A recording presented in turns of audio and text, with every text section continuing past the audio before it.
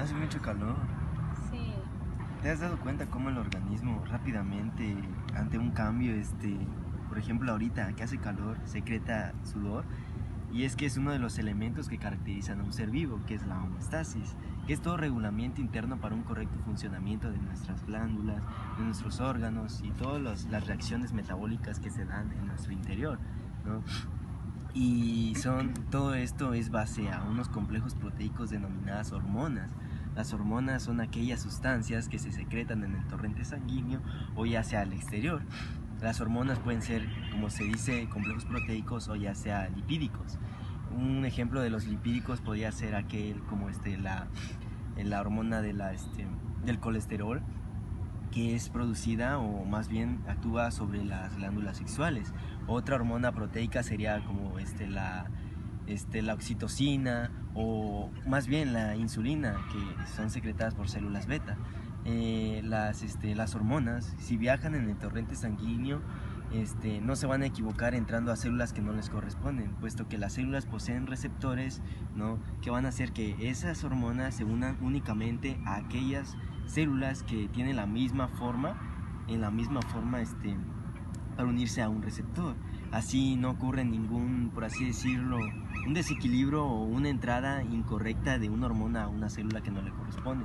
A esas células por lo regular se le denominan células diana, y a los órganos blancos, pues porque son subblancos de las hormonas. Igual están las endócrinas y las exócrinas, ¿no? De hecho, nuestro organismo tiene varias células endócrinas, que son las de secreción interna, que se diferencian de las glándulas exócrinas, que son las de secreción externa. De hecho, las glándulas de secreción externa son las lacrimales, sudoríparas, sebáceas, mamarias y las salivales o digestivas. Y pues estas producen las hormonas que salen del cuerpo o a cavidades internas.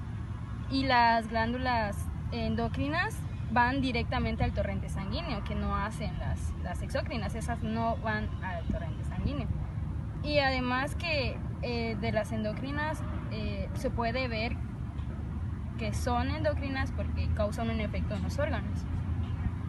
Y cabe mencionar igual que el páncreas es una glándula de doble función, ya que produce enzimas que son vertidas en el sistema digestivo, y aparte también produce insulina, que es puesto o que se vierte igual en la sangre, en el torrente sanguíneo, que es el que regula los niveles de glucosa que circulan en ella.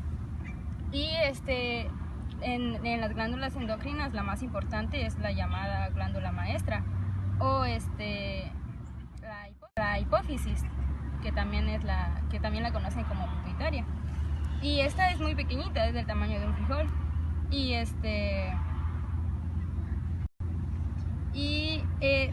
Tiene dos lóbulos, el anterior, que es la adenohipófisis, y la posterior, que es la neurohipófisis.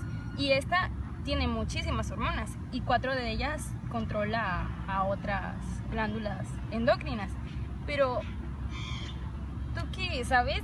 Dime por qué entonces, si la glándula hipófisis controla a otras glándulas endocrinas, ¿quién controla la hipófisis?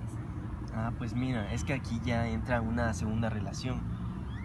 Todos los sistemas están relacionados entre sí para mantener al cuerpo estable. Por ejemplo, el sistema nervioso, que es uno de los más complejos y uno de los más importantes que mantienen a todo ser vivo estable, se relaciona directamente con el endocrino. El sistema nervioso posee órganos diferentes, ¿no? Y vamos a hablar del hipotálamo. El hipotálamo es uno que tiene la capacidad de secretar hormonas, ¿no?, que van a controlar directamente a la hipófisis, que es la glándula maestra. ¿Por qué no consideramos directamente al hipotálamo como glándula maestra, no? Pues no la consideramos como glándula maestra porque está catalogado del sistema nervioso. Y como no está en el sistema endocrino, pues el alto nivel, por así decirlo, el mayor rango lo posee la hipófisis. El hipotálamo es el puente entre ambos sistemas, ya que hay neuronas que se encuentran dentro del hipotálamo que tienen la capacidad de secretar sustancias. tiroides, y la hipófisis ya puede empezar a controlar o a producir diferentes tipos de hormonas que van a hacer controlar al resto de hormonas, al resto de glándulas que conocemos, ¿no? Entonces, el hipotálamo, si bien puede producir dos, que es la oxitocina, ¿no? La oxitocina, o ya sea la antidiurética, que actúa sobre la urea y la orina, como lo conocemos, ¿no? Entonces, el hipotálamo, ¿cómo funciona?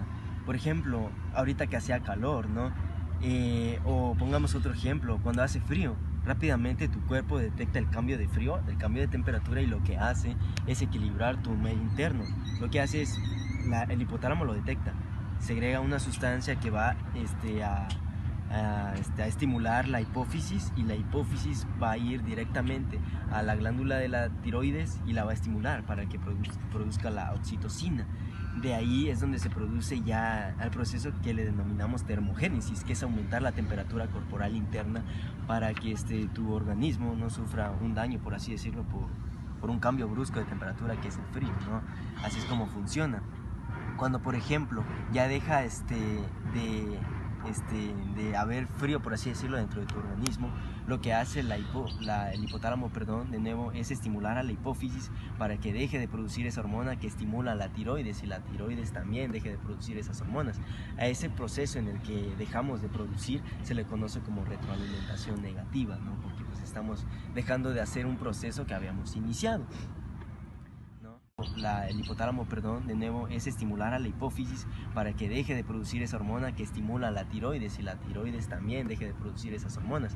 A ese proceso en el que dejamos de producir se le conoce como retroalimentación negativa, ¿no? Porque pues estamos dejando de hacer un proceso que habíamos iniciado, ¿no? Y ya es donde entran otro tipo de glándulas y cuáles son sus nombres y sus funciones y diferentes tipos de hormonas, ¿no? Que Sí, de hecho los vengo escuchando desde hace rato y se les ha olvidado mencionar algunas hormonas, muchachos. No, está mal. Dijo Stephanie, en la glándula hipófisis se mantienen, se divide en dos, en el lóbulo anterior y el posterior.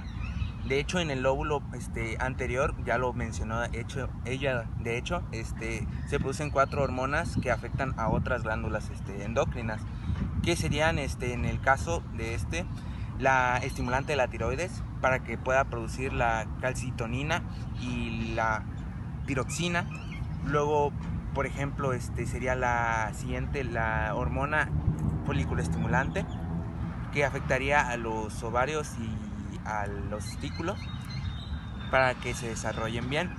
Luego la adrenocorticotrópica, que afectaría a las glándulas suprarrenales para que en la médula y en la corteza de estas se produzca la adrenalina y adenoadrenalina, y luego en la corteza se produzca el cortisol y la aldosterona, que por ejemplo el cortisol mantiene el nivel de azúcar en la sangre y hace otras cuestiones de absorción vitamínica. Luego la luteinizante, que también afectaría a los óvulos y a los ovarios, a los testículos, siendo esta la que da la señal a los ovarios para que se libere el óvulo, y la que ayuda junto con la folículo estimulante a que se dé el estímulo a los testículos para que se produzca la testosterona. Luego de ahí vendrían, por ejemplo, la glándula paratiroides, que daría la hormona paratormona, que aumenta la concentración de calcio y su liberación en la sangre al estimular la reabsorción de calcio en los riñones. Luego en el páncreas, ya lo dijo ella, es una hormona es una glándula de doble función, exócrina y endocrina, de modo que su función endocrina es la liberación de la insulina, que sirve como transporte y ayuda a la absorción del azúcar en la sangre, así como también hace que ésta se convierta de glucosa a glucógeno. Y luego su contraria, que sería el glucagón, que hace lo contrario, que en lugar de reducir el nivel de azúcar, lo aumenta y convierte del